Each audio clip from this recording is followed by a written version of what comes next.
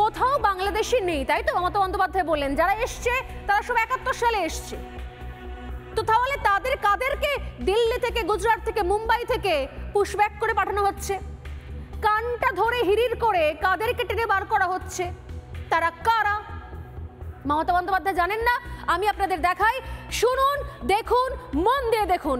অনুপ্রবেশকারী যাদেরকে বাংলাদেশে ফেরত পাঠানো হয়েছে, যারা কেউ 5 বছর আগে, কেউ 7 বছর আগে, কেউ 10 বছর আগে, কেউ বা 11 বছর আগে এই পশ্চিমবঙ্গে ঢুকেছে এবং এখান থেকে ভোটার আইডি কার্ড বানিয়ে বিভিন্ন জায়গায় চলে গেছে, যারা ঘাড় ধাক্কা খেয়ে আবার বাংলাদেশে ব্যাক করেছে, তারা বাংলাদেশে গিয়ে নিজেরাই স্বীকার করে নিয়েছে যে হ্যাঁ তারা গিয়েছিল, লুকিয়ে চুরিয়ে গিয়েছিল, সেখানকার পুলিশ তাদেরকে ধরে ফেলেছে।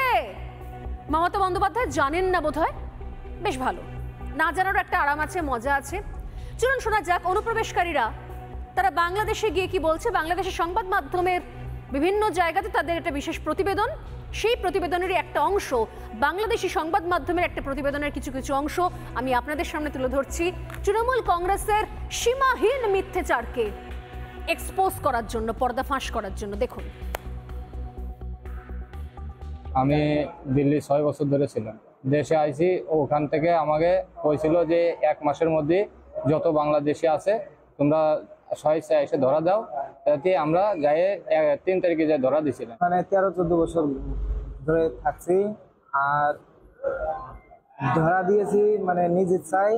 যে ওখানে সরকার বলছিল যে যারা যারা বাংলাদেশি আছে তারা ধরা দিন, আর তাদেরকে মানে বিএসএফ এর মাধ্যমে গেট দিয়ে পার করে দেওয়া হবে। আমার হাসনাবাদ মুন্সিপাড়া গ্রাম, আর ওখানে ছিলাম রাজস্থানে ইটবেট্টাকে, ওখানে কাম করছি, ওখানে আত্মসমর্পণ করে এখন দেশের বাড়ি পাঠাইছি।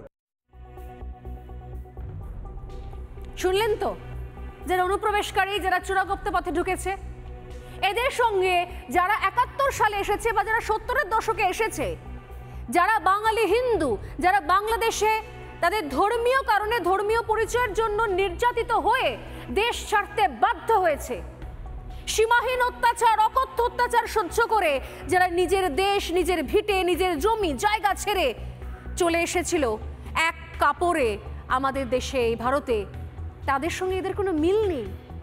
তারা এসেছিলেন তারা হিন্দু বলে, তারা এসেছিলেন তাদের নিজেদের পরিচয় তারা বদলাবেন না বলে, তাদের ধর্মীয় পরিচয় তারা বদলাবেন না বলে, তাদের হিন্দু ধর্মে তারা থাকবেন বলে, তারা কনভার্ট হবেন না বলে, তারা মুসলিম ধর্ম নেবেন না বলে, তাই তারা নিজের ভিটে মাটি ছেড়ে এক কাপড়ে যতটুকু যা ছিল, কাপড়, জামা, জিনিসপত্র, কেউ কেউ কিচ্ছু না নিয়ে শূন্য হাতে চলে এসেছিলেন সীমান্ত টপকে।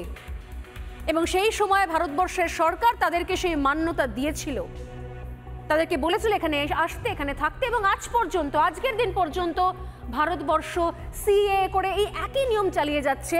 অর্থাৎ যারা ধর্মীয় কারণে নিজের দেশে থাকতে পারছেন না, হিন্দু হওয়ার জন্য যে কোনো প্রান্তে, তাদের জন্য ভারতবর্ষের দরজা খোলা, কিন্তু তাদেরকে আবেদন করতে হবে। কিন্তু এরা কারা? এরা কারা? এরা কি মমতা বন্দ্যোপাধ্যায়ের ইম্পোর্টেড দুধেল গাই, যারা এখানে ঢুকে পড়েছে আর তারপর বহাল তবিয়াতে এখানে থাকছে? এখান থেকে চলে যাচ্ছে গুজরাট, এখান থেকে চলে যাচ্ছে দিল্লি, এখান থেকে চলে যাচ্ছে মুম্বাই, এখান থেকে চলে যাচ্ছে বেঙ্গালুরু, আর তারপর সেখানে পুলিশের কাছে ধরা পড়ে গিয়ে তারা ফেরত যাচ্ছে বাংলাদেশ। এতে মমতা বন্দ্যোপাধ্যায়ের সমস্যা কোথায়? মমতা বন্দ্যোপাধ্যায়ের সমস্যাটা কোথায়? কারণ মমতা বন্দ্যোপাধ্যায় শুধুমাত্র বাংলাদেশিদের বাঁচাতে চান না, রোহিঙ্গাদের বাঁচাতে চান না, তিনি ভয় দেখিয়ে পরিযায়ী শ্রমিকদের ফেরাতেও নাকি চাইছেন, যাতে ভোট ব্যাংক মজবুত করতে পারেন। বিশ্বাস হচ্ছে না? শুনুন, যারা পশ্চিমবঙ্গের সংখ্যালঘু, যে সংখ্যালঘুর জন্য মমতা বন্দ্যোপাধ্যায় নাকি বিশাল কষ্ট হয়, যেরকম ছোট্ট তামান্না, ফুটফুটে তামান্না চলে যাওয়ার পর কষ্ট হয়েছিল হয়তো, ঠিক সেরকম পশ্চিমবঙ্গের যারা সংখ্যালঘু, যারা এই দেশের নাগরিক, যারা এই রাজ্যের ভূমিপুত্র, সেই সমস্ত সংখ্যালঘু যারা এখানে কাজ না পেয়ে চলে গিয়েছেন ভিন রাজ্যে, কারণ কাজ নেই রাজ্যে, রাজ্যে কাজ নেই। তাই এই রাজ্যের সংখ্যালঘু যারা রয়েছেন, যাদেরকে মমতা বন্দ্যোপাধ্যায় ভাবেন তার দুধেল গাই, তার ভোট ব্যাংক, তারা কাজের জন্য, কাজের স্বার্থে, দুটো রুটি রুজির স্বার্থে চলে গেছেন ভিন রাজ্যে চলে গেছেন তারা। মমতা বন্দ্যোপাধ্যায় এখন বলছেন তাদেরকেও ফেরত আসতে হবে, কিন্তু এখানে একটা মজা আছে, তারা ফেরত এসে করবেনটা কি? তারা ভোট দেওয়ার জন্য ফেরত এলেন, তারপর বাকি সময় তারা করবেনটা কি? তাদের খাওয়া খরচ, তাদের চাকরি, তাদের ব্যবস্থা করতে পারবেন মমতা বন্দ্যোপাধ্যায়?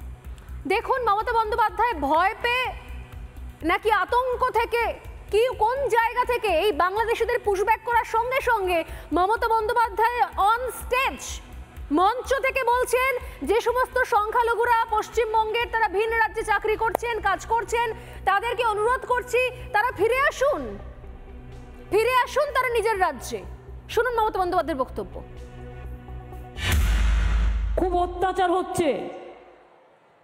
স্বরাষ্ট্র মন্ত্রকের নির্দেশে আসাম, গুজরাট, মহারাষ্ট্র, রাজস্থান, উত্তরপ্রদেশ, ওড়িশা এবং দিল্লি শাসিত ডাবল ইঞ্জিন সরকার, মানে যেগুলো বিজেপির সরকার আছে, যারা কাজ করতে গেছেন দীর্ঘ 20 বছর ধরে, 25 বছর ধরে, তাদের রেশন কার্ড আছে, তাদের আধার কার্ড আছে, তাদের জমির পাট্টা আছে, কিন্তু তা সত্ত্বেও জোর করে তাদের ডিটেনশন ক্যাম্পে আটকে রাখা হচ্ছে এবং তাদের থানায় নিয়ে গিয়ে ঘোরানো হচ্ছে।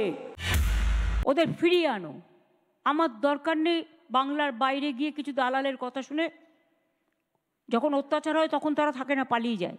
একটা স্কিম তৈরি করা হোক, যেটা হচ্ছে যারা আসতে চায় তাদের ফিরিয়ে আনার ব্যবস্থা আমরা করব। তাদের নিশ্চয়ই এখানে থাকার জায়গা আছে, না থাকলে আমরা ক্যাম্প করে দেবো। তাদের রেশন কার্ড যাতে রেশনটা পায়, স্বাস্থ্যসাথী কার্ড ইমিডিয়েট ক্যাম্প করে দেবে। আর হচ্ছে তাদের আমরা কর্মশ্রী যে জব কার্ড হোল্ডার আছে, ইমিডিয়েট জব কার্ড হোল্ডারে সব কটাকে ঢোকাবো। নানা ধরনের কন্টেন্ট দেখার জন্য লাইক করুন, শেয়ার করুন আমাদের ফেসবুক পেজ, সাবস্ক্রাইব করুন আমাদের ইউটিউব চ্যানেল। পাশাপাশি অন্যান্য ব্রেকিং নিউজের জন্য অবশ্যই চোখ রাখুন রিপাবলিক বাংলায়।